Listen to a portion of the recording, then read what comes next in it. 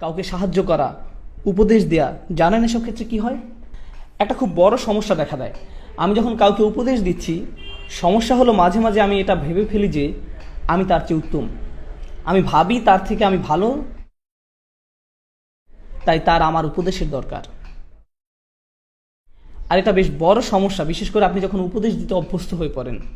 আপনি যদি ভেবে বসেন আপনি অন্যদের চেয়ে অনেক ভালো। শুনুন, আমার কাছে এই মাইক আছে, 18টা ক্যামেরাম্যান আমার দিকে ক্যামেরা তাক করে রেখেছে, কিন্তু এসবের কোনো মূল্য আমার কাছে নেই। আমি কোনো অংশে আপনাদের চেয়ে উত্তম নই, আর আপনিও আমার চেয়ে উত্তম নন। শুধু আল্লাহই বলতে পারেন কে কার চেয়ে উত্তম, শুধুমাত্র আল্লাহ জানেন। এসব কোনো মর্যাদার মানদণ্ড নয়, তা হতে পারে না। আল্লাহ কি বলছেন?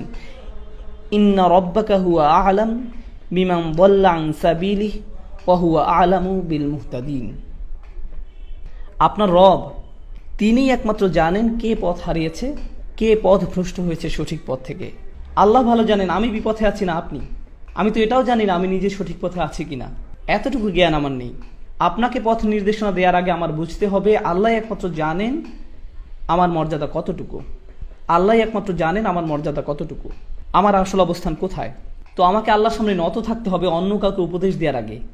আমি কখনো বলি না সুবহানাল্লাহ, এই লোকগুলো পুরোপুরি বিভ্রান্তির মধ্যে আছে, আমার এদেরকে সাহায্য করতে হবে। এটা ভাববার আগে একটু থামুন, আমি তো নিজের অবস্থান কোথায় তাও জানি না। আর দ্বিতীয়ত, যখন কাউকে উপদেশ দিচ্ছেন অথচ তারা আপনার কথা শুনছে না, তারা সেভাবে পরিবর্তিত হচ্ছে না যেভাবে আপনি চাইছেন, তাদের কোনো রূপান্তর দেখা যাচ্ছে না, এর মানে কিন্তু এই না যে তারা পথভ্রষ্ট। হয়তো কোনো বীজ বেড়ে উঠছে কিন্তু আপনি তা দেখতে পাচ্ছেন না। তবে আল্লাহ জানেন ভিতরে কি হচ্ছে, আমরা শুধু জানি বাহিরে কি হচ্ছে।